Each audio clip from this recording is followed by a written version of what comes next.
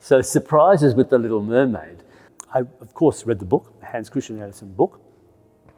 Beautiful, what do I say? It's divine. What I wanted to do is that I wanted to give I loved some of the characters from the Disney version, but without making it the Disney version. But I took certain elements of it. I took elements of Flotsam and Jetsam, the two eels. I thought they were very curious characters. So I have taken those characters and put them into this version. I've also taken the storyline where the witch turns into a temptress that goes to the palace to try and lure him in before the prince kisses the Little Mermaid. I've made it a happy ending because the Hans Christian Andersen story is actually very, very sad at the end. She dies, she turns into foam, she turns into the spirit of the air. I didn't want to do that. Lee actually he wanted me to give it a happy ending, which I have absolutely done. So we've got some twists and turns in there. I think we have also something that I was in the beginning maybe not so keen about, but I decided it was very necessary with the younger audiences, is to narrate the piece. So I've found a fantastic woman, Sarah McIntosh, who gives every character a voice. It's not just her voice. It's the eels of each, and each eel has got a different voice. The witch has got a fantastic voice. Spirit of the Sea, it's the spirit, there's a character of the Spirit of the Sea where she actually weaves the whole story, in fact. So the narration was a very, very important. Once I realized I needed to do the narration, because it's quite a complicated story, and especially for young people, I thought it very, very necessary that they really sit in the public and they can not only just see it, but they can hear parts of the story being told as well. So there was no questioning. So yeah, twists and turns and narration and a happy ending. So what more do we ask for, I suppose?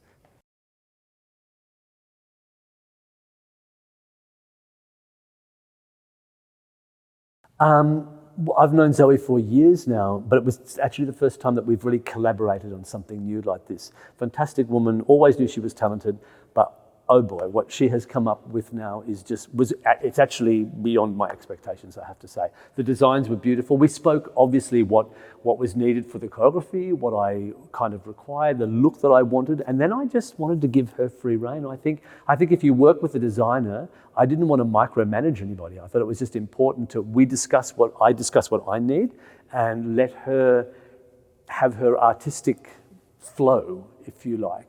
The designs were beautiful, and now that I look in the wardrobe department and see on a daily basis those costumes being designed, I'm kind of blown away from the whole thing because it's so full of fantasy. It's just beautiful. So I think we've both allowed each other freedom to be able to create what we need to create, and she and all of the costume assistants have all been so fantastic in adapting. If I've said a certain thing, I need this or I need that, they've just been wonderful in adapting that. So to work with her has been a real joy because she's a gorgeous lady anyway, and she's just allowed me freedom, and I've tried to then give that back to her and give her freedom. So it's been a wonderful process, and I think that connection and that collaboration between designers and the choreographer is such an important one. You've got to work so closely together. So if that bond is understood and is tight, then I think the end product is a great product.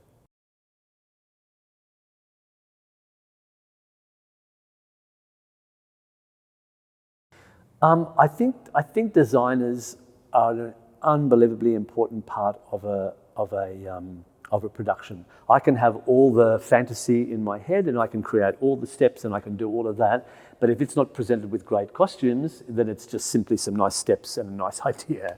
So I think that the costume designer, and I think Queensland Ballet are extremely lucky to have somebody like her, who you can just feel she understands dance. She knows how to work with costumes in dance, because it's another whole genre to work with. You know, there's so many aspects that have got to be thought about. Can they move in that?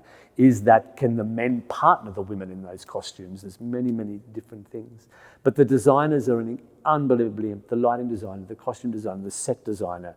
If that collaboration works well together, then you're sure to, well, you're on the road to having a good production, shall we say. And I have to say that it's been an amazing collaboration with all the designers that I've had. We all get on, we all understand. I've got a fantastic man working on the audiovisual. So I'm hoping that it'd be a feast for the eyes and the ears. You know, the designers are so very important to me.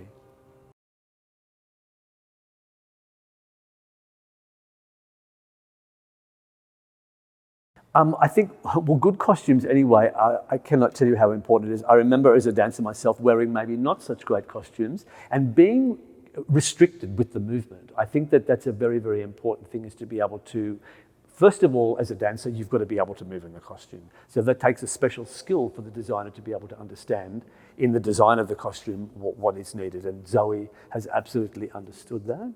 I think the fantasy that was needed to put on this mermaid was very, very important. The sea witch, for instance, what she has done with the sea witch is the designs were fantastic, but the actual costume is quite remarkable. What she's doing with headdresses, what she's also doing with makeup and masks and things is truly, I think it should take people into a fantasy world. And I think with the younger audience as well, I'm always, to be perfectly honest with you, I'm really scared of a younger audience because they have no filter. They will tell you exactly how it is. They don't like something, they will tell you. They like it and they're over the moon. So I think creating a piece for a younger audience is I don't take it lightly, to be perfectly honest with you, because I just know how honest they are. So I wanted them to be, what I didn't want to do is that I didn't want to dumb the production down. I wanted to be able to, without being fearful of something, I think you can't have, I mean, in this production, I wanted the sea witch to be kind of like an androgynous kind of creature. Not the nicest of creature, but I hope that I have been able to balance that out with the two little eels, who are kind of the comic relief of the evening, if you like, her two little assistants there. So yeah, I think that the sea witch has been from a costume point of view, she's done just an amazing job, and everybody, all the sewers, everyone who has done it has made this creation come to life. So it's been fantastic.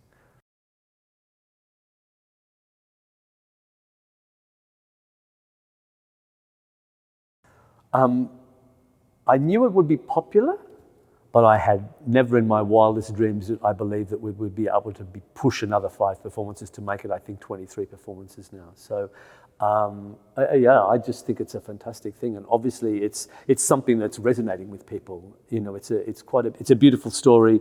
I think there's going to be full of fantasy on the stage. So yeah, I think it's a great thing. I'm very happy to be a part of it.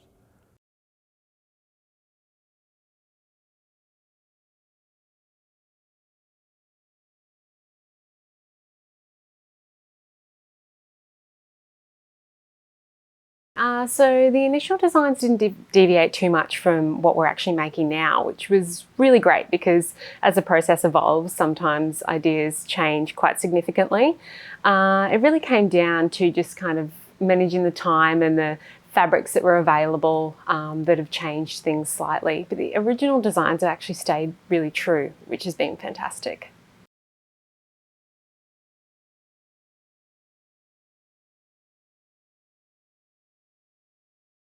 Paul Boyd choreographed this version of The Little Mermaid, and he's fantastic. He's really open to a lot of ideas and any way that he can kind of make them work with his choreography and the dancers' abilities to move in them. He's really open to. I'm really grateful for that because being a children's ballet, being able to really like stretch the imagination beyond the realms of like traditional and classical ballet. So working with him has been really, really good.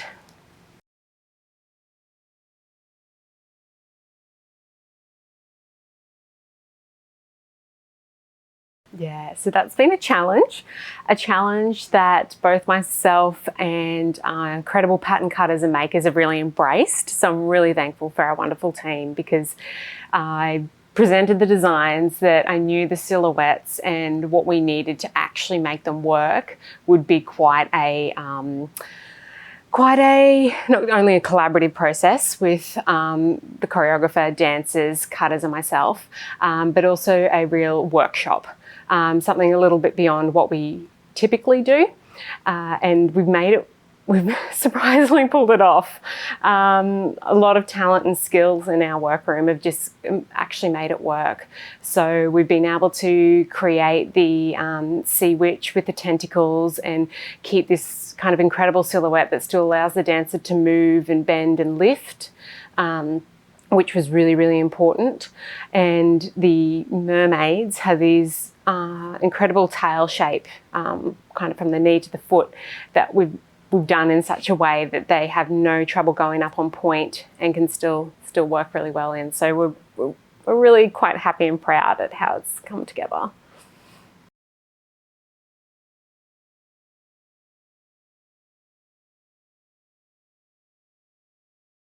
There's 11 characters and are designed for all of them, and that's going from underwater to on land once she meets the prince. And we've made every single piece. So some of those characters might just have a couple of pieces, some have up to 5 different garments on at once, and then we've also made the head pieces, all the accessories to go with that as well.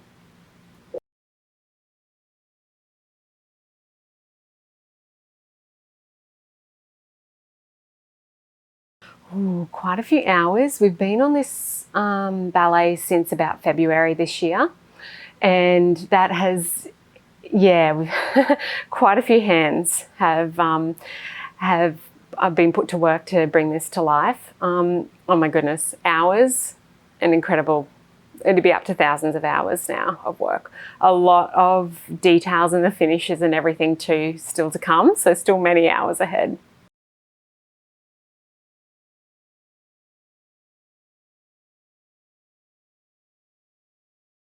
Yeah, so quite a few. I have 4 main pattern cutters on this show, and some of them are seeing it through from the initial pattern making through to toiling and fitting the toile, which is our sample garment, through to the finished results. They're kind of seeing the entire project through, which is really fulfilling for them. It's just, yeah, they get really proud to see their work come full circle and then onto stage. So we've got about 4 cutters, and then in terms of costumiers and makers, there's been about 6 coming in and out of it at various points, because we do have a couple of other shows running simultaneously. And then we've also had our wig maker make a wig for the mermaid, and now we've got a couple of people working on the finishes.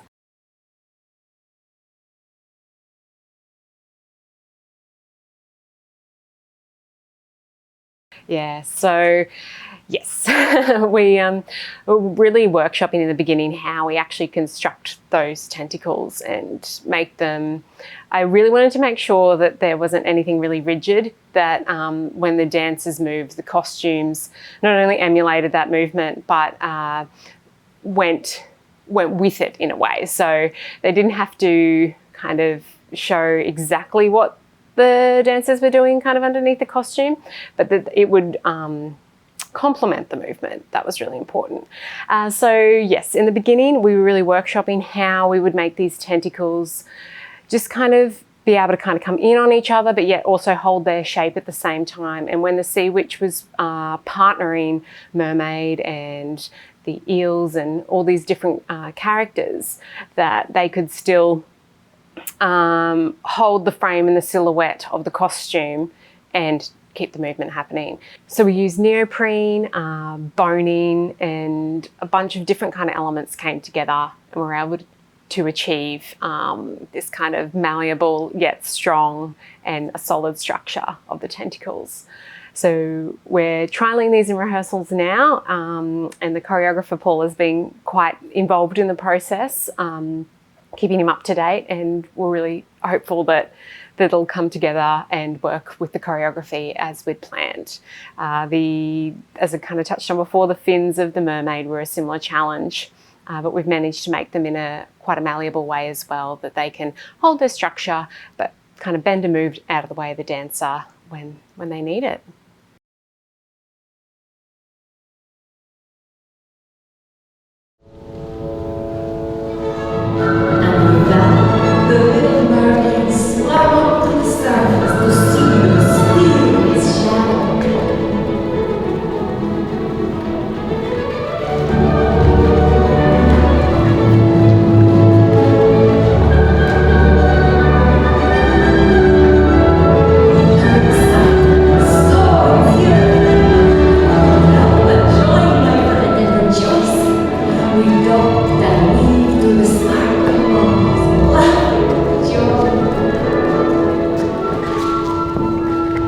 There were